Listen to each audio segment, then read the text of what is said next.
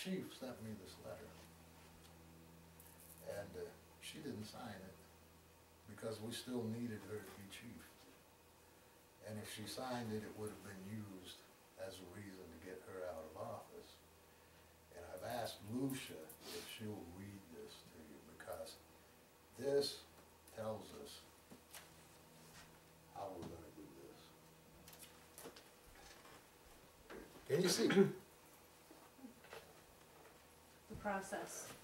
Before my birth, it is as if I sat down with God and said, I want to go for the degree.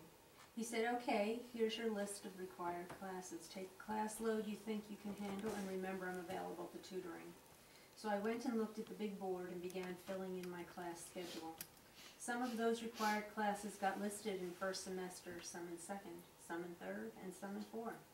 I may or may not have scheduled in all my required classes. I chose the class load I thought I could handle. The rest of the time I filled in with electives. Some of them I'm pretty sure I chose because they had cool titles or looked easy. Just because I wasn't in a body at the time doesn't imply I had wisdom of the ages.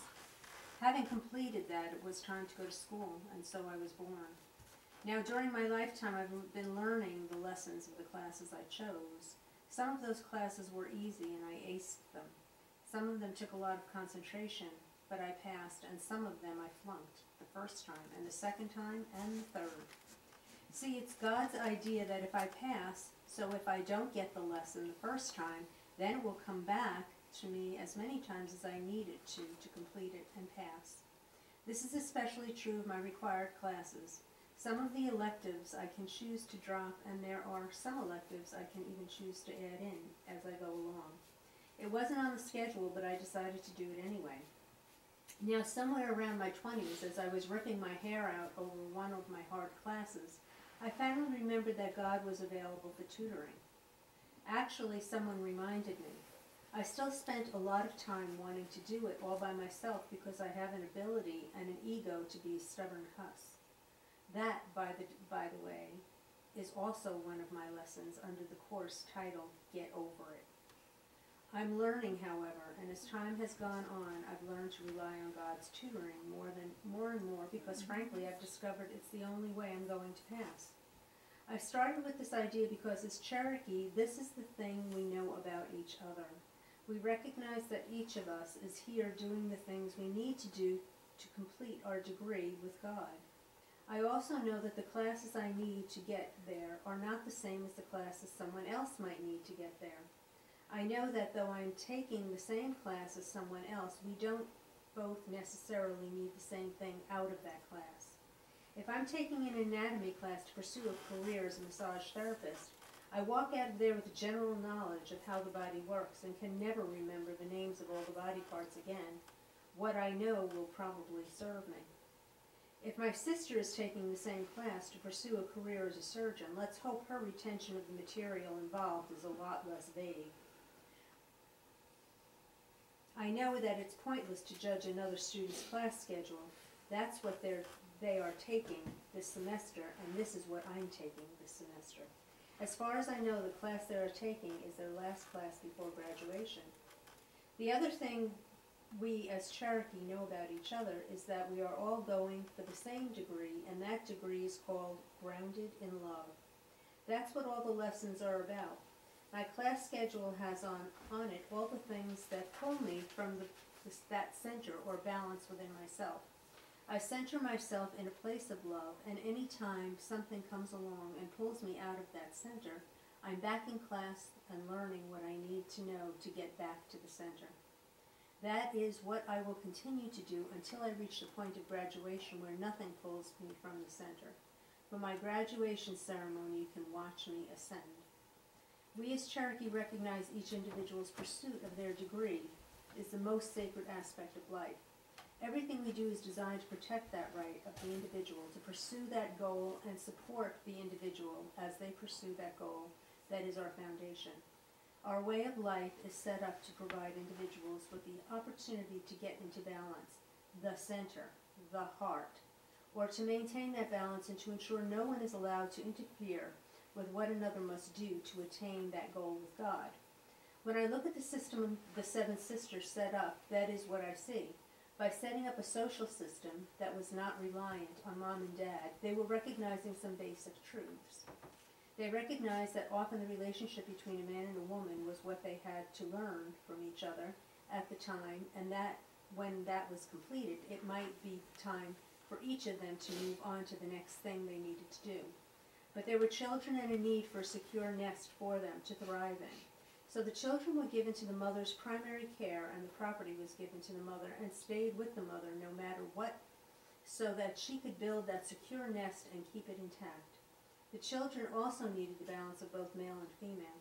Once again, since what mom and dad needed to do together might or might not last a lifetime, this was not where the primary male relationship was placed. It was given to the uncles to fill that role. Because their relationship with the children and their ability to be there for the children was not dependent on the relationship with mom, it was a more enduring relationship. This did not mean that dad did not love his children or that he had no relationship with his children. It just meant that if he left, all the male balance didn't leave with him. The seven sisters also recognized that no one individual was put on this earth to fulfill all the needs of another individual, and so they allowed for more than one marriage.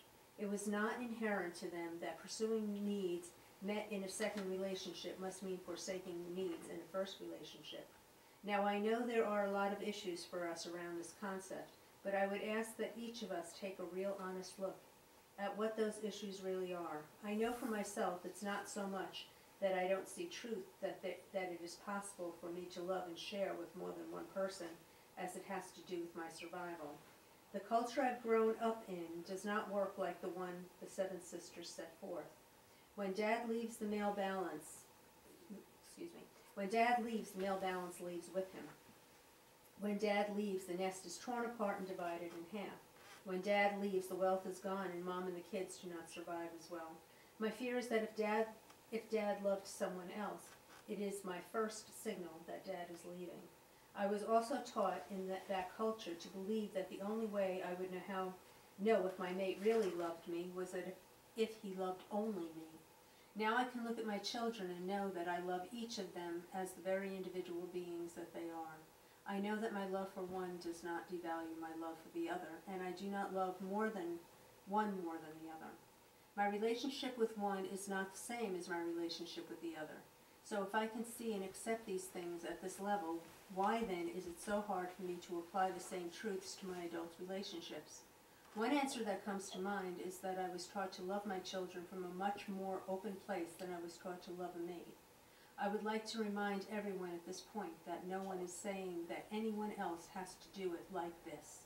If you've decided that more than one relationship just doesn't work for you, it doesn't fulfill your personal needs, and or it's not what you want, it is your right as an individual to decide that and to live your life accordingly.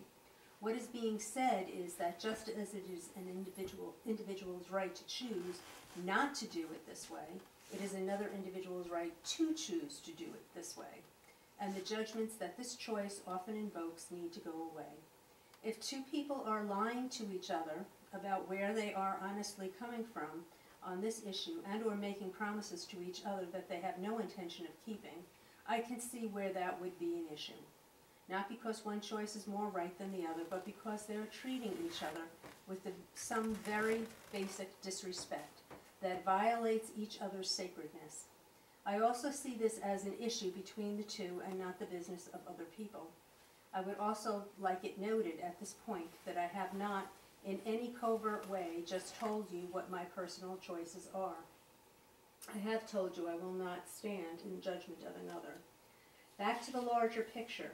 In the system, the seven sisters set up children that did not belong. In the system, the seven sisters set up children did not belong only to the mother, but to the clan. This idea, too, affirms for me their understanding of the goal of the individual. Each soul coming in was recognized as having their own plan to work out, and they were given the opportunity to have the relationships they needed to find or maintain their balance. By not belonging to any one individual, they were less likely to have their particular process squashed. Mom may not understand or recognize the lesson that was up, but someone in the clan likely did. It was also a recognition that we all belong to something greater than the thing we are born to here. Even the system of government maintained the sacredness of the individuals. If a decision needed to be made that was to affect all of the people, then all of the people were given a voice in that decision. It is the original government of the people, by the people, and for the people. Today's equivalent is the supposedly new concept of participatory management in the business world. In the world of the Seven Sisters, if a decision needed to be made or a problem arose that would affect the whole, then that was brought to the Red Woman. It then became her responsibility to call together the clan mothers to tell them what was up. The clan mothers then took that information back to the women of their clan. The women of the clan then discussed whatever was up with their men to get the male point of view. They did this for the balance of the two energies. I was also taught it was recognized that women have what can only be described as an inherent talent for seeing the larger impact of a decision both now and in the future. That was why the final decision was left to women, but it was never done without first considering all aspects and viewpoints. The male viewpoint had equal value and weight. When the women had finished talking with their men, they gathered once again as a clan with their clan mothers and discussed the issue until they had 100% agreement on what to do. I see this as the first checkpoint that a balanced decision has been made, and the importance of the role as clan mother is most clearly demonstrated. If 50 women are to get together and they must all agree to the same thing, then at the same point in that process they will have to put aside any personal baggage that they have carried into that process and view it from their heart. The clan mother acts as the facilitator in this process. As the oldest woman in the clan, she is the one who has been in school the longest and has the greatest probability of recognizing what the lesson is that is hanging one of the sisters up. Even if she did not personally deal with that one, she probably watched someone else do it. She has more experience in dealing with someone who is stuck, is less likely to judge the other, and, if nothing else, has well-developed sources of where to go to assist herself or another. She is, in short, a valuable helping hand to all her sisters' daughters. She also keeps the discussion focused on the decision at hand and facilitates compromises. Once each clan mother has 100% agreement from the women of her clan, the report of that decision is made to the Red Woman. It is here that a second opportunity for balance occurs. If all the clan mothers come back with the same decision, then an answer has been reached and the Red Woman announces what the decision is. If all the clan mothers do not come back with the same decision, then a balance has not been reached and the clan mothers go back to the women in their clans with the information of what differences still exist, and the process begins again. In this way, continued balance is assured and decisions are reached that everyone can live with because everyone has agreed. At no point in here does anyone have authority over anyone else.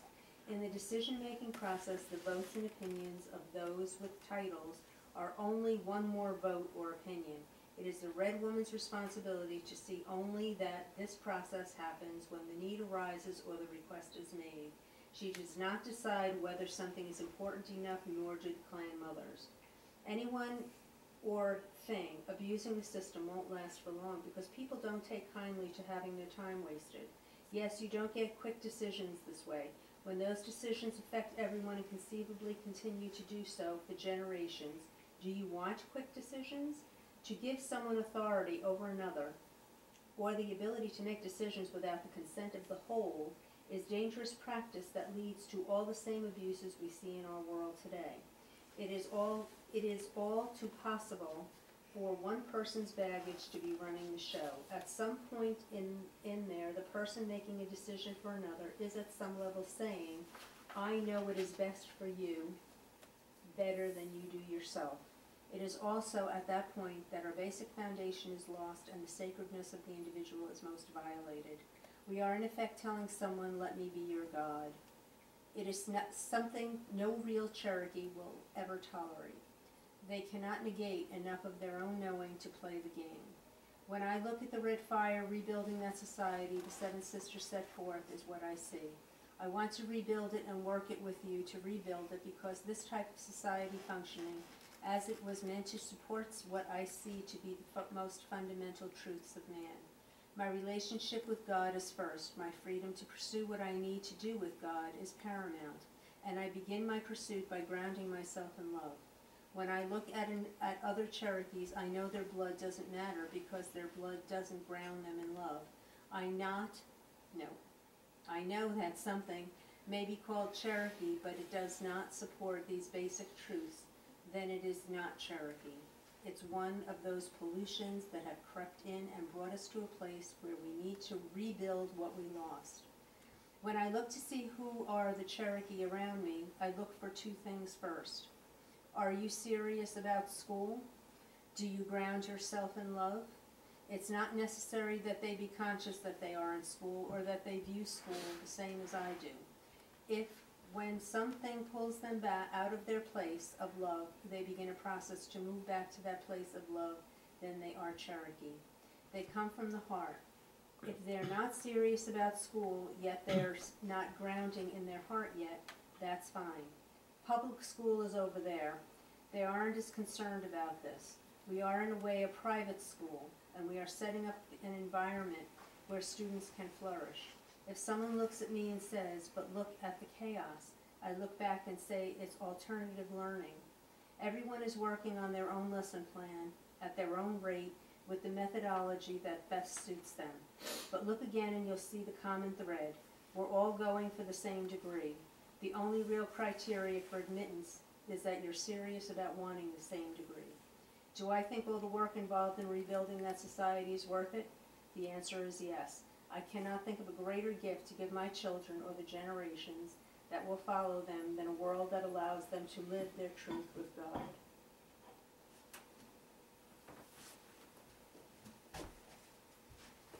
Well done. It sounded a lot better with hearing it than reading it.